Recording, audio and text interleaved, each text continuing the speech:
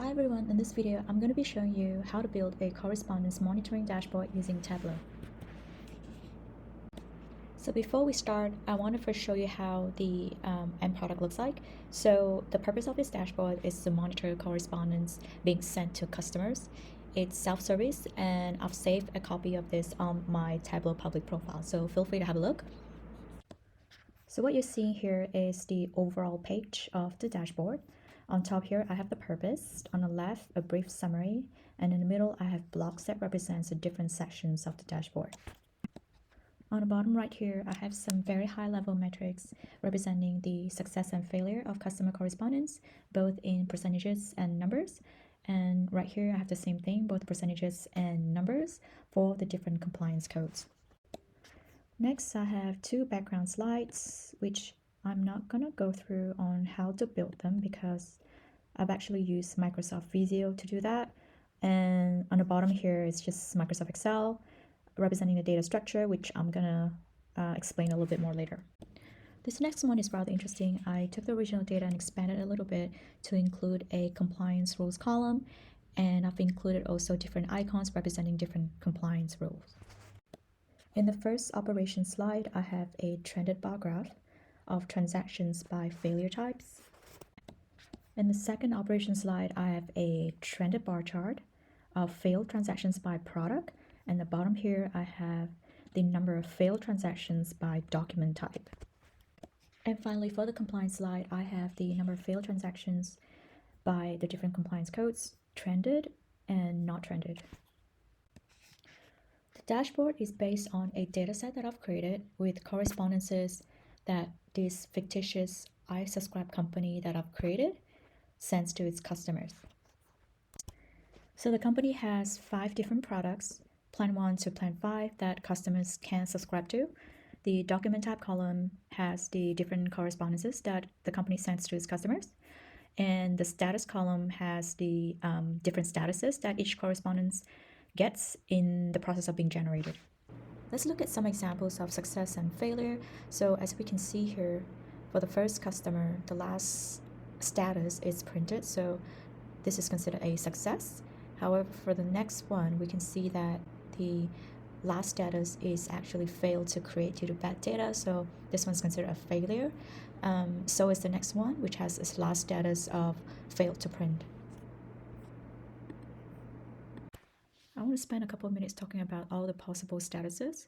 So as you can see on top here, we have request received, created, and printed, and these are all the success statuses.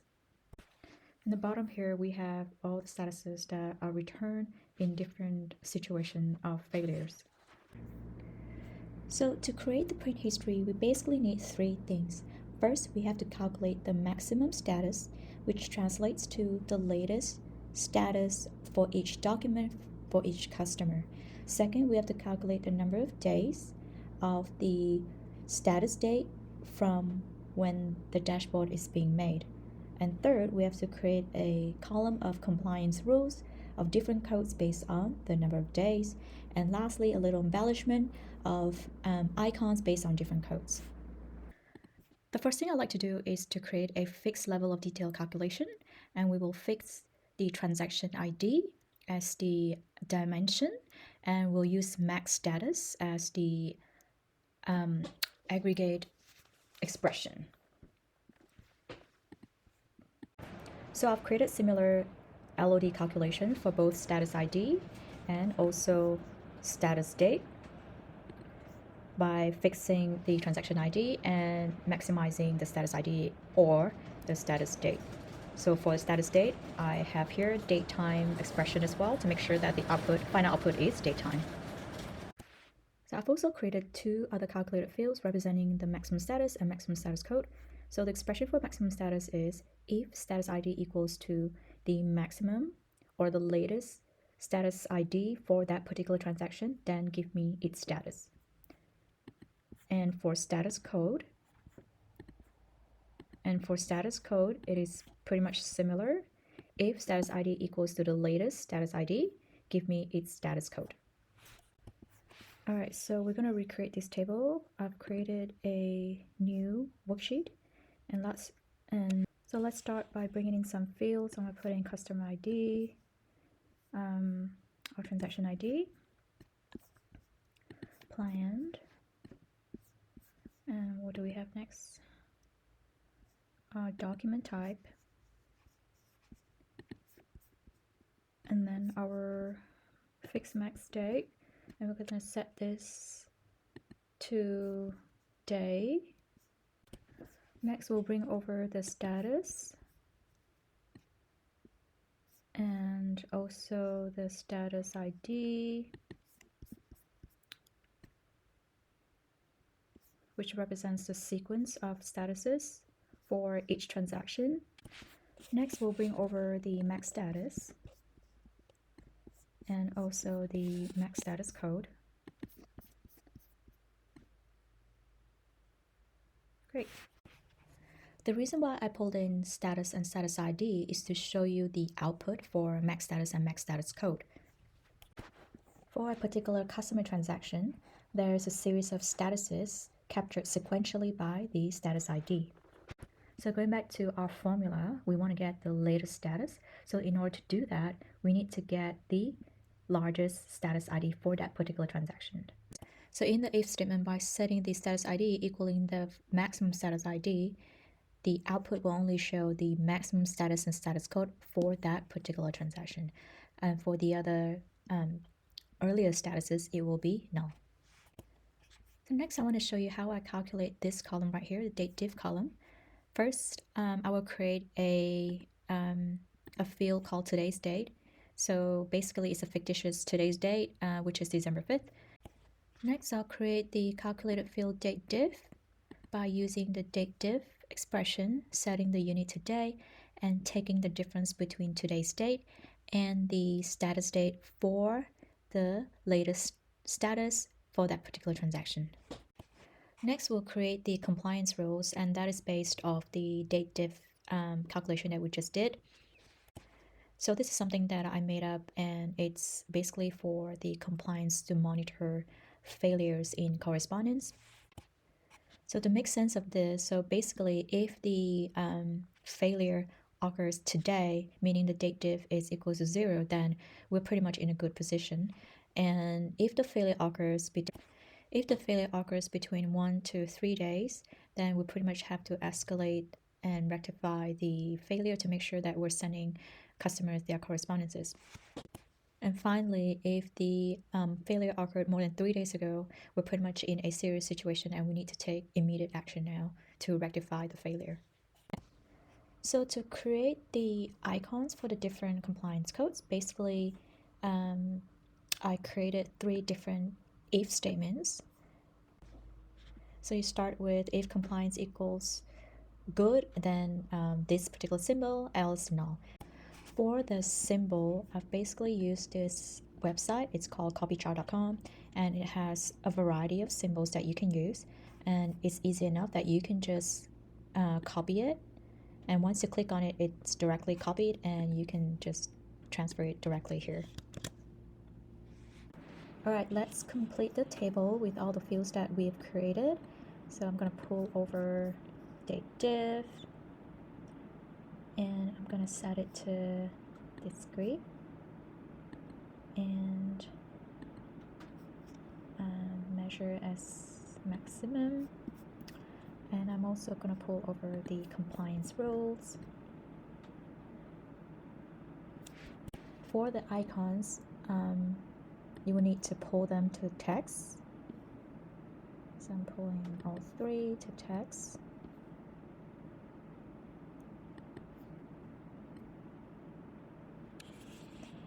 And then while I'm here, I'm going to click on. So while we're here, we're going to format the column. So make sure that you have all these 3 on the same line. Okay, so I'm going to put the action now here, and I'm going to place the good at the end. I'm going to make all to 18, and I'm going to change the escalate to blue. Make it all bold. Perfect. Let's click OK. The last thing I want to do for this table is to only show the maximum status. So to do that, I'm gonna set a filter to filter out null so that only the maximum status are showing. There you go. And we can format the title as well. Print history, success and failures. Set it to middle and to 18 and then bold it. All done. For monitoring by the operations team, we have two slides. First one is this bar chart of transactions by failure types, and the second one we have the transactions by plan, products, and also by document type. So let's start with this first bar chart, and the first thing we want to do is to create a calculated field of the transaction count. So basically we create a calculated field and then we use the count_d expression with transaction ID as the field. The next thing we want to create is a field of category to categorize the different success and failures based on the maximum status field. So there are four main categories. If the max status is equals bad request or no request, then it's a failure due to request. If the max status is equals to fail to create bad data or no data, then it's a failure due to creation. And then if it's max status, and if the max status equals to fail to print or print a failure, then it's a failure due to print. Lastly, if it's printed, then we have a success in print. Let's now recreate this bar chart, and we're gonna bring over count, transaction ID, and success failure types,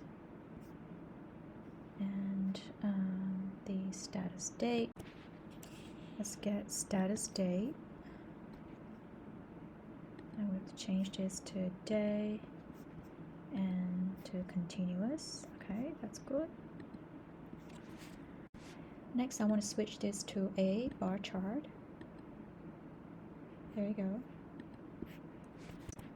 I also want each bar to show the count, so I'll drag the count to label, and I want to create a filter so it only shows the failures. So what's left now is a little bit of formatting. First, I want to make sure that the status date is continuous, and then I want to change the axis name to number of transactions. So I want to set a reference line to represent the target failure count. So I'm going to set this to value constant, and then I'm going to set it to a target of 10, and then I'm going to put this label as 10 so we can see that number 10 on there. So to make the reference line red, I'm going to hover over the line and click on format. I want to format the line to red color, make it a little bit thicker, number 3, and I also want to color my number red. Perfect. Oh, this is not the right red. Oh, it is. Okay, perfect. The last thing I want to do is to format the title. So I'm going to first hide this field label, and I'll go to the title and label it transaction by failure types. I'm going to set this to the middle and make this Tableau book, and click OK. Done. For the trended bar chart of transactions by product plans, pretty much we already have the key fields available to us. So let's start building it. So I'm going to pull in the count, transactions count, and then status date. and make sure this goes to day. I'm also going to make the status date discrete. I'm going to turn this into a bar, and then I'm going to put plans into colors so we get the different colors. I also want to put the count label, so I'm just going to drag the transaction ID to label, and I'm going to make this entire view so we can see everything. I'm also going to create a filter because I want this bar chart to only show failure, so I pull in the maximum status and I'm checking all the statuses that correspond to failures. There you go. So the final thing to do is just some formatting. I'm going to edit the axis label to number of transactions, failures only.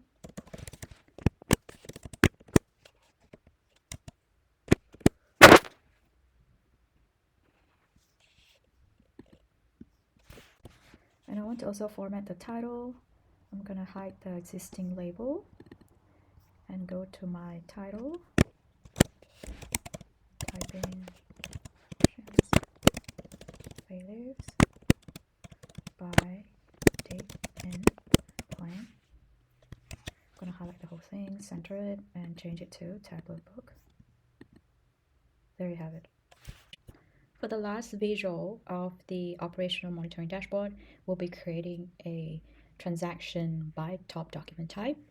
And for this, we'll be creating a top end parameter and also a new field called document type category. The document type category is a new field that I'm creating to categorize the different correspondence to customers.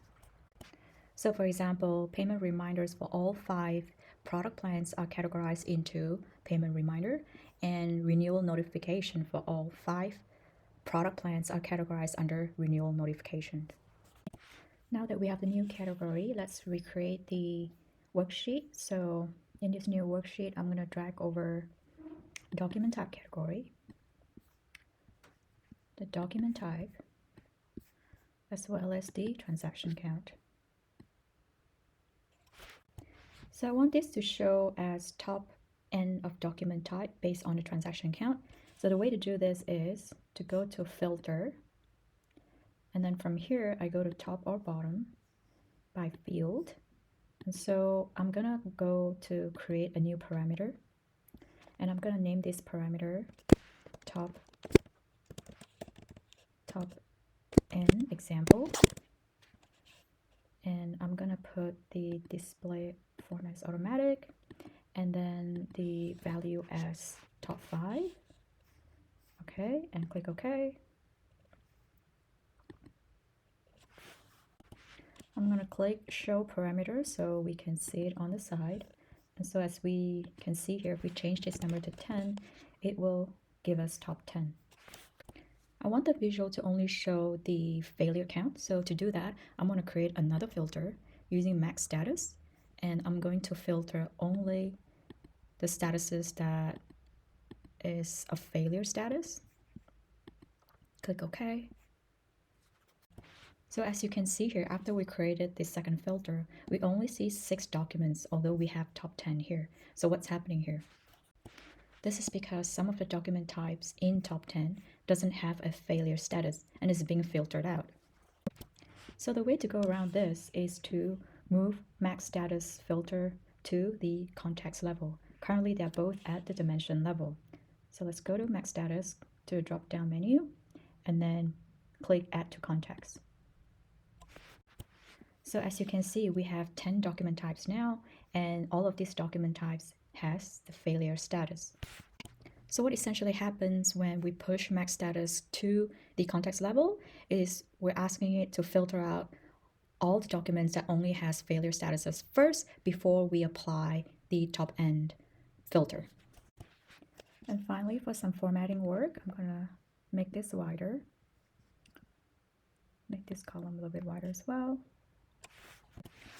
And I'm gonna format the title to say transactions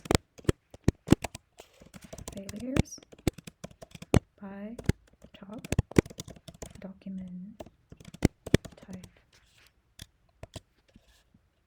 gonna center this and pick Tableau book. Great, all done. Now for the compliance monitoring dashboard, we have two visuals. One is a trended bar chart and the other one is a stacked bar chart. Let's start with the trended bar chart first. So we have all the fields that we need to use for the visual. So let's go to a new worksheet. I'm going to grab the transaction count and also the status date. I'm going to make this day. And I'm going to make this discrete. And then I'm going to turn this to bar. I'm going to also label the bar. And then I'm going to color it based on the different compliance code. I'll drag the compliance rules to color. And there you have it. And because I only want to show the counts of failures, I'm going to create a filter to filter only for the failure codes.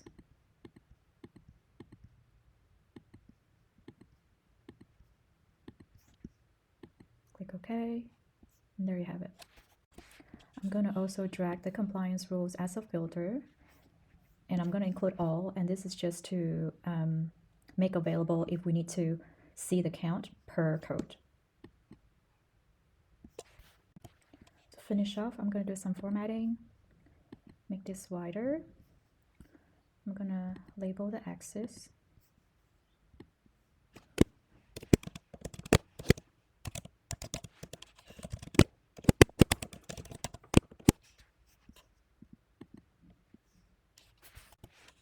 I'm going to also format the title. I'm going to get rid of the field label first and then edit title.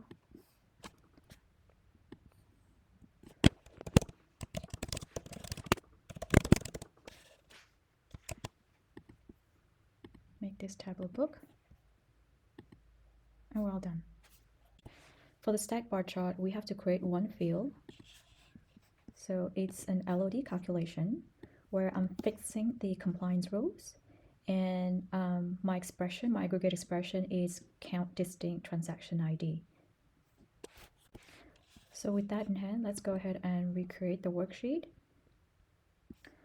I'm going to grab the count, transaction count, and then I'm also going to grab the LOD field that we just created, and I'm going to grab the transaction count again. So one of these transaction count is going to be converted to percentage of total. So I'm going to convert the first one, go to quick table calculation, and click on percentage of total. I'm going to color the different compliance codes. So I'm going to drag compliance rules to color. And now we have the different colors representing different codes. I'm going to create a filter to only show the failed statuses. So I'm going to go to the filter and only click on the failed statuses.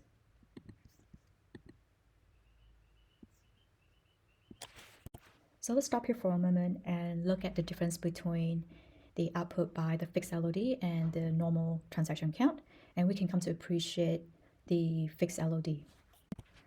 So if we zero in on the code good, fixed LOD is showing a count of 28, and the normal transaction count is showing as 11. So you might ask, why is it different? So with the max status filter to show only the failed statuses, the normal count transaction measure is being affected, and it's only showing the 11 failed cases. However, for the LOD, it is not affected by the max status filter, and thus is showing both success and failed statuses. We can verify this by going back to the max status filter and putting back printed in. And so we can see that the normal transaction count measure is showing 28, which includes the success as well. Now both fixed LOD and a normal count transaction is showing the same number. I'm going to also add the compliance rules as another filter, just in case we want to see numbers by code. Let's change the axis name percentage of transactions, failures, and this one is number of transactions,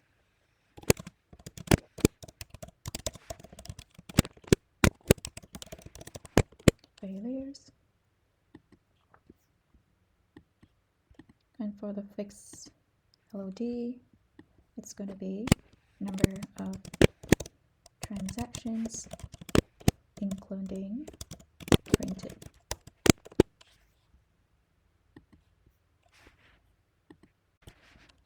And then I'm going to change the title to transactions by code and make this Tableau book. And we're all done. Now that we're done with the visuals in the dashboard subslides, let's now turn to the dashboard main slide. I'll be showing you how to make these tables with tooltips that looks like that. And I'll be also showing you how to make one of these. Let's start with this table of failure and successes in percentages with the tooltip showing the count as well. Let's go to the worksheet of that table. So here we have failure and success and the tooltip showing the counts.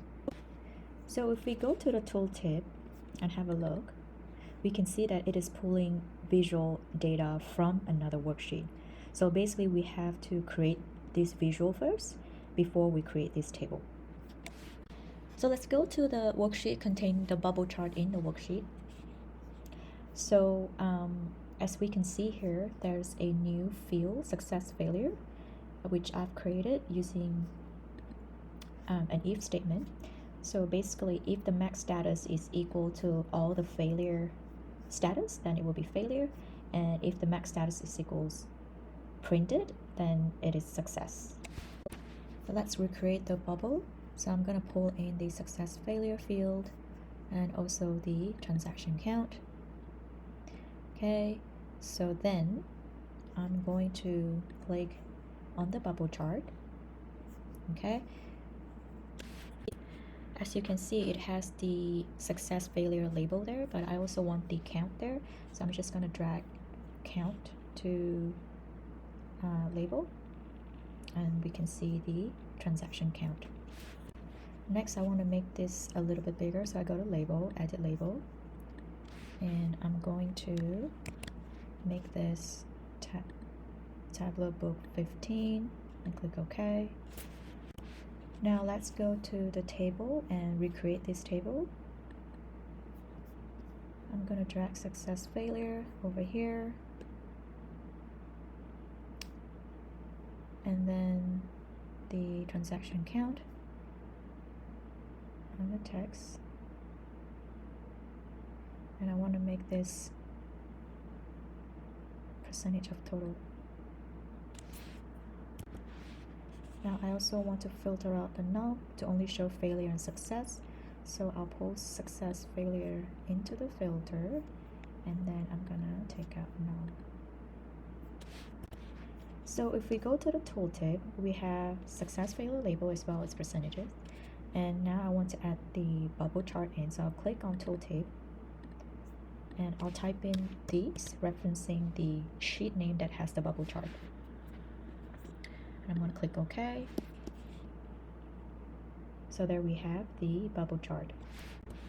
So I'm going to format the tooltip a little bit. I'm going to change here to percent of transactions. And I'm going to click OK. So there we have it. So I'm going to do a little bit of formatting. First, I'm going to get rid of the label, and I'm also going to hide the title. Now I'm going to go to Format and Format Worksheet, and I'm going to change this to 15.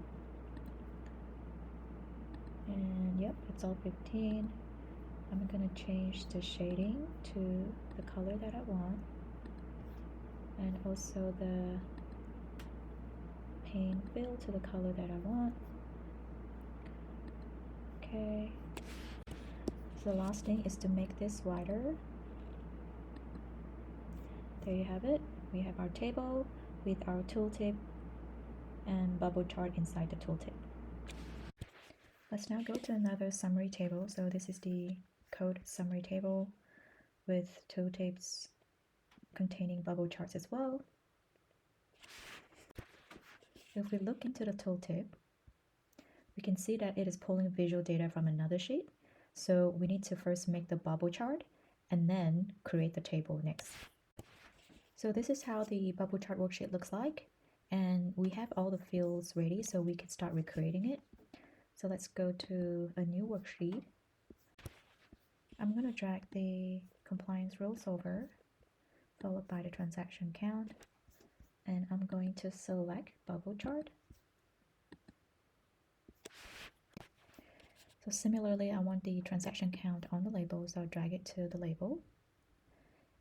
And I'm going to format that to Tableau book 15 and click OK. So I want this to only show failures. So I'm going to create a filter and just filter to the failure status. Click OK. And we can label the worksheet if we want. Code. Center this. And we're done. Let's now recreate this code summary table with tooltips containing the bubble chart. I'm going to a new worksheet and I'm going to drag compliance rules over and then the transaction count to text. And I'm going to turn this to quick table calculation, percentage of total. And so because I only want to show the failure codes, I'm going to create a filter and only filter for the failure statuses. I'm going to click OK. There you have it. Now let's add in the bubble chart in the tooltips. In the final line here, I'm going to reference the sheet that has the bubble chart. I'm going to click OK. And so we can see the bubble chart. And the other thing I want to do as well is to change this to percent of transactions.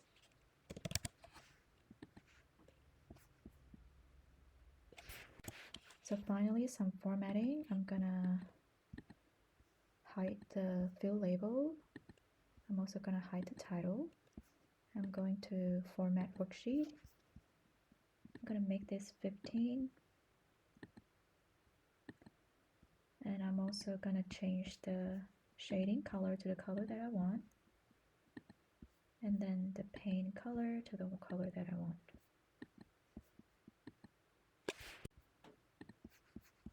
I'm going to make this wider.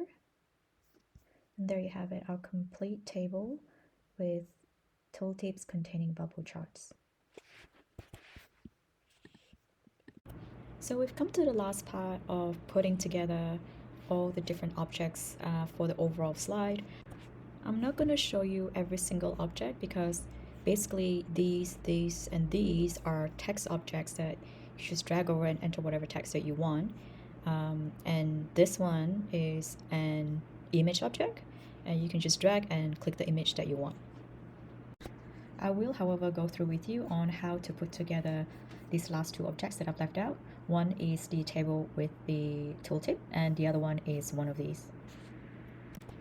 Let's start with the table. So I'm going to drag the table over, and I'm keeping it as a floating object. So let's resize this and make sure that it's aligned with the other boxes.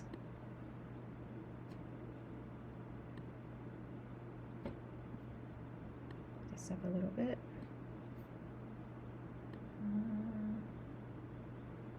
Okay.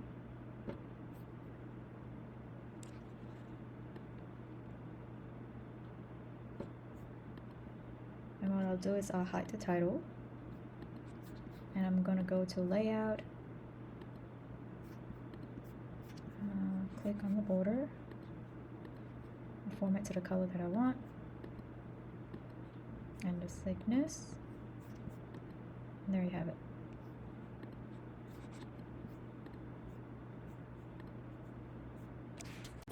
And for the operations object title, we're going to use the image object.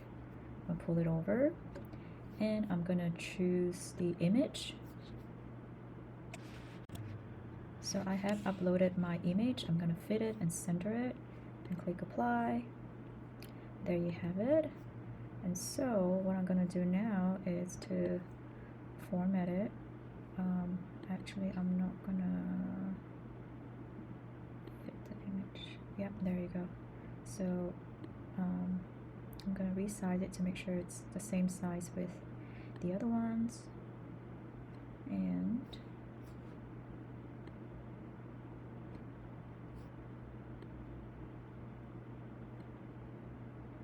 okay. And I'm gonna format the border as well to make sure they're the same color. Okay. So for the operations text, I can obviously use a text object, but in this case, I'm going to use a navigation object instead. So I'm going to drag the navigation object over, and I'm going to edit, and I'm going to say navigate to operations 1. I'm going to click on it, and I'm going to put operations. Operations 1. I'm gonna use Tableau book, bold, and 36. Let it be a black font, and I'm gonna set the background opacity to 0. Click OK.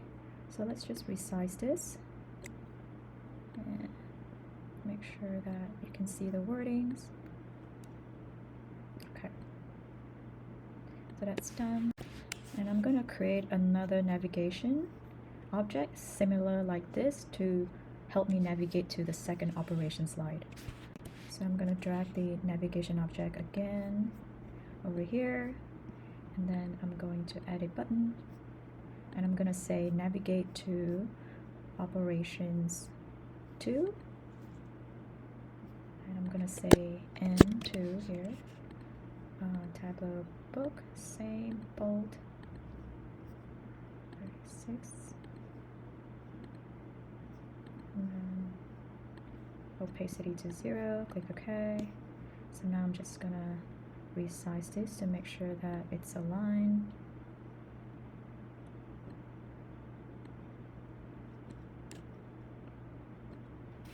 Perfect. So let me show you how it works. So if you hit on alternate key on Windows and the option keys in Mac, and then you hit click at the same time, then it will navigate to the slide that you want. Now I've also created a home navigation button here, so if I click on that, it will just navigate back to the main dashboard slide.